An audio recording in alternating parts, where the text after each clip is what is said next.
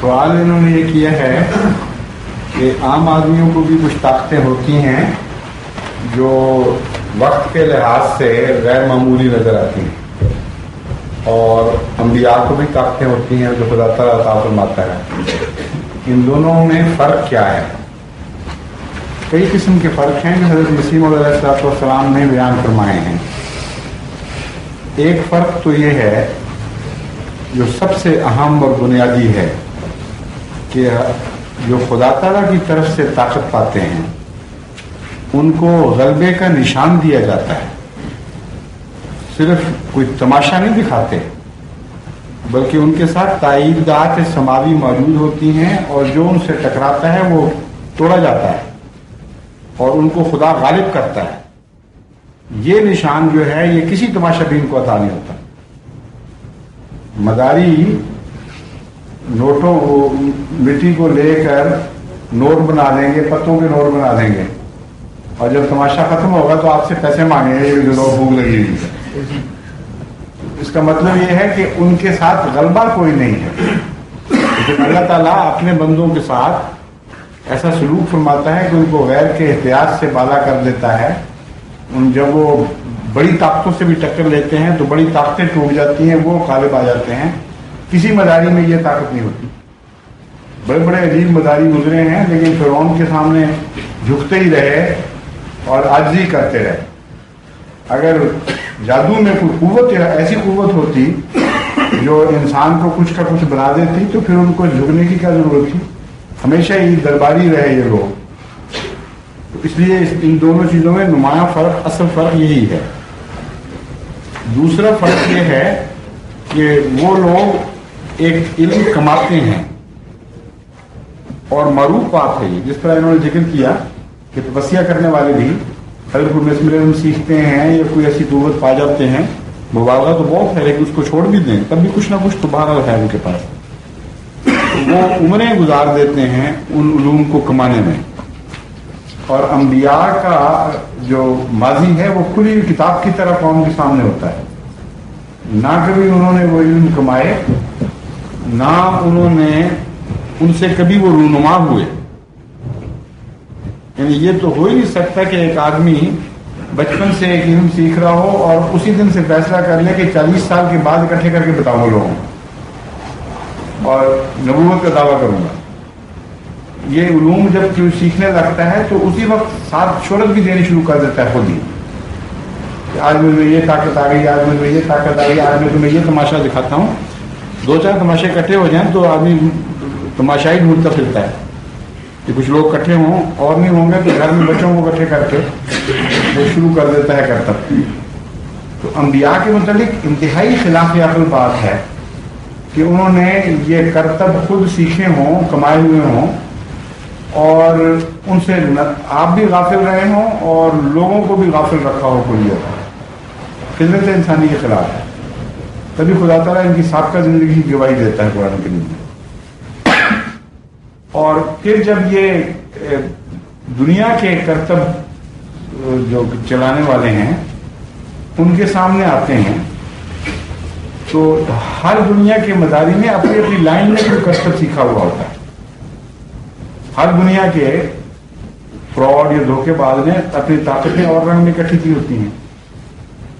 تو یہ کیوں سے اتفاق ہوگا کہ ہر دفعہ جب ان کی دنیا کے صاحب علم کے ساتھ ٹکر ہو تو دنیا والا مغلوب ہو جائے اور یہ غالب آ جائیں جن کا ان کو علم ہی نہیں تھا، چوائس ان کے پاس نہیں تھا۔ چنانچہ حضرت موسیٰ علیہ السلام کے ساتھ جب گفتگو ہوئی مداریوں کی تو آپ نے ان کو چوائس دیا، اس میں ان حضرت موسیٰ کی شان ثابت ہوتی ہے۔ آپ نے کہا انہوں نے کن ہتھیاروں سے لڑنا، تم پہلے دکھاؤ گے اپنا کہ یا تم ہم دکھائیں گے؟ حضرت موسیٰ کے پاس تو بھائی کچھ نہیں دکھانے والا، چوائس کے لیے پتا تھا کہ اللہ میرے ساتھ کھڑا ہے۔ انہوں نے کہا نہیں میرے پاس تو کچھ نہیں دکھائیں گے، تم دکھاؤ، تم دکھاؤ گے تو پھر میرا نشان ظاہر ہوگا۔ تو ان کو چوائس دے دیا، وہ جو چاہتے دکھاتے۔ حضرت موسیٰ کو یہ علم تھا کہ جو بھی لے کے آئیں گے میرا خدا اس کو ختم کر دے گا۔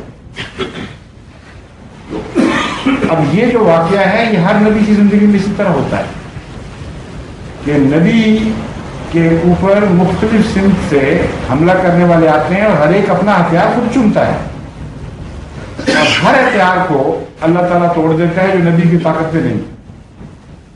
تو بنیادی معجزہ اس کا غلبہ ہی ہے، خواہ وہ کسی رنگ میں ہو، انفرادی چھوٹی چھوٹی لڑائیوں کے وقت ہو یا کلیتاً مجبوری طور پر اس کا غلبہ ظاہر ہو. اور جب وہ معجزہ دکھاتا ہے تو اس کا معجزہ کبھی مقابلے پر ٹوٹتا نہیں، جبکہ دنیا کے جو معجزات ہیں وہ ٹوٹ جاتے ہیں. میں نے پہلے بھی ایک واقعہ بیان کیا. ڈاکٹر رائزل ہیں ایک چیکوسلوواکیا کے پیراسائیکالوجسٹ جو ہجرت کر کے چلے گئے ہیں وہاں امریکہ میں، غالباً سین ہوزے میں گئے ہیں، جہاں تک مجھے یاد ہے کیلیفورنیا کے ساؤتھ میں ہے سین ہوزے، وہاں چلے گئے، ہجرت کر گئے ہیں. انہوں نے بڑے دلچسپ تجارب کیے ہیں انسان کے اس علم پر کہ وہ اس طاقت پر کہ وہ اپنے نفس میں ڈوب کر مستقبل کے کچھ واقعات پر کنسنٹریٹ کرے اور وہ واقعات ویسے ہو جائیں. اب یہ سادھو والے قصے نہیں ہیں کیونکہ یہ سائنٹیفک لیبارٹریز میں تجربے ہوئے ہیں اور ان کی لمیٹیشنز ہیں، ٹھیک ہے، لیکن جو واقعات ہیں وہ بہت حد تک قابل اعتماد ہیں. اور اسی طرح ایک ایسٹ یورپین کنٹری کی ایک عورت ہے وانگا، ایسے اندھی ہے لیکن اس کے متعلق بھی ریسرچ ہوئی ہے کافی. رشین سائنٹسٹ کی ٹیمیں بھی وہاں گئی ہیں، اس کو آبزرو کیا جاتا رہا ہے، سارا ریکارڈ رکھا ہے. اس کے متعلق بھی یہ معلوم ہوا ہے کہ اس کو فن ہے کہ وہ غیب کی خبر بتاتا ہے. لیکن ان سب کی اسٹڈی کے بعد ایک بات قطعی طور پر ثابت ہو جاتی ہے کہ جو بات ان کو غیب کی بتائی جاتی ہے وہ ان کے خلاف ہو، واقعات بھی بتا دیے گئے ہوں کہ ہوگا، وہ ٹل نہیں سکتے. کوئی ان کی طاقت ایسی نہیں کہ جو اس کو پھر ٹال سکے. لیکن انبیاء جو منظر خبریں دیتے ہیں وہ صرف خبریں نہیں ہیں مستقبل کی، اس کے ساتھ طریق بھی بتاتے ہیں کہ یہ تم کرو گے تو یہ ٹل جائے گا. جو کرتا ہے وہ ٹل جاتی ہے، جو نہیں کرتا وہ مارا جاتا ہے. دونوں طرح وہ پوری ہو جاتی ہے. اس لحاظ سے جس پیشگوئی پر غیر احمدی سب سے زیادہ حملہ کرتے ہیں وہ سب سے زیادہ شاندار پیشگوئی ہے محمدی بیگم. کیونکہ اگر ایک واقعہ ہونا ہو اور ٹل جائے تو لوگ کہیں گے اتفاقاً ہونا ہی نہیں تھا، اور اگر ہو جائے اور ٹلے کوئی نہ تو لوگ کہیں گے تم بھی ایک پیشگوئی کرنے والے ہو، تمہارے پاس یہ کوئی علاج نہیں ہے کہ اس واقعے کو ٹال سکو. اگر خدا کے پاس طاقت ہے تو جو انذار کر سکتا ہے وہ تبشیر بھی کر سکتا ہے. دونوں طاقتیں ہونی چاہیے. تو میرے نزدیک وہ ایک پیشگوئی جس میں یہ دونوں ضدیں اکٹھی ہو گئی، حیرت انگیز عظیم الشان پیشگوئی ہے. ایسی کوئی اور پیشگوئی آپ کو نظر آئے گی تو بہت شاذ کے طور پر نظر آئے. چنانچہ مرزا احمد بیگ اس بات کا مظہر بن گیا کہ اس نے دفاعی کیا اور عین پیشگوئی کے مطابق وقت مقررہ کے اندر اندر مارا گیا. اور مرزا سلطان بیگ نے دفاعی نہیں کیا بلکہ عارضی اور انکساری کی. اور مرزا احمد بیگ کے خاندان کی عورتوں نے توبہ کی، احمدی ہوئی. خفیہ عنایت ہمارے میں نے بھی دیکھی نہیں ہیں، وہ بھی انہیں کی خاندان کی تھی. مرزا احمد بیگ کی ہمشیرہ تھی یا ہمشیرہ تھی، وہ خفیہ عنایت کہتے تھے ہم ان کو. وہ کثرت سے ان کے خاندان میں احمدی ہو گئے. اور تو بھی جس طرح الہام کے الفاظ تھے، عورتوں نے خصوصیت سے توبہ کی. اور مرزا سلطان بیگ نے بھی رسول صلی اللہ علیہ وسلم کے دعا کے خط لکھے اور جیسا کہ پیشگوئی میں تھا وہ انذار ٹائم ہے. اب یہ دو باتیں ایک جگہ اکٹھی ہیں اور دنیا کی پیشگوئیوں میں یہ نہیں ہوتی، یا وہ جھوٹی بن نکلتی ہے. یہ نہیں کہ وہ طریق بتاتے ہیں اس طرح کرو گے تو ٹل جائے گا، یہ توبہ کرو، استغفار کرو. وہ ایک گپ مارتے ہیں انسنٹ کو بات اور وہ بالکل جھوٹی نکلتی. بعض زیادہ گہرا علم رکھنے والے یا خاص کیفیت میں ایسی بات کر جاتے ہیں جو نظر بھی آ جاتی ہے پوری ہوتی ہے، لیکن اس کو ٹالنے کا کوئی ان کے پاس انتظام نہیں ہوتا، کوئی طاقت نہیں ہوتی. चुनाचे ये जो मिसालें मैंने बताई हैं, इनमें ऐसे ऐसे वाक़यात हैं कि वांगा ने एक बच्ची के मुतल्लिक पेशगोई, एक औरत के मुतल्लिक ये पेशगोई की कि तुम्हारी बच्ची होगी और जो 2.5 साल की होगी तो फलां हमसाया जो है वो उसको कत्ल कर देगा।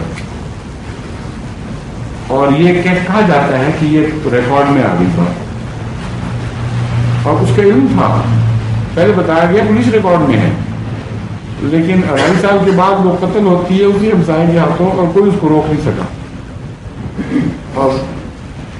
और पकड़ा भी इस तरह गया कि फिर रिकॉर्ड जब उन्होंने चेक किया तो रिकॉर्ड में तो लिखा हुआ था। एक आदमी को उसने बताया कि तुम्हारा फलां जगह फलां मोड़ पे एक्सीडेंट होगा, और उसी मोड़ पे एक्सीडेंट हुआ और वहीं वो खत्म हो गया। पता होने के बावजूद, याददाश्त में महफूज होने के बावजूद टल नहीं सका। तो ये जो बात है कि अंबिया जो इंतजार करते हैं, जो पेशगोइयाँ करते हैं, साथ ही उसको टालने का जरिया भी बताते हैं, और फिर खुदा से इल्म पाके बता भी देते हैं कि ये टल जाएगी इस तरह। ये बड़ा नुमाया फर्क है। यूं मालूम होता है कि साहब मुख्तदिर बता रहा है, जो बता रहा है उसको वो हटा भी सकता है। और यहाँ एक ऐसा फिनोमिना है जिसमें साहिब मुख्तदिर से ताल्लुक नहीं है, सिर्फ इल्म है, इससे ज्यादा कोई हैसियत नहीं है।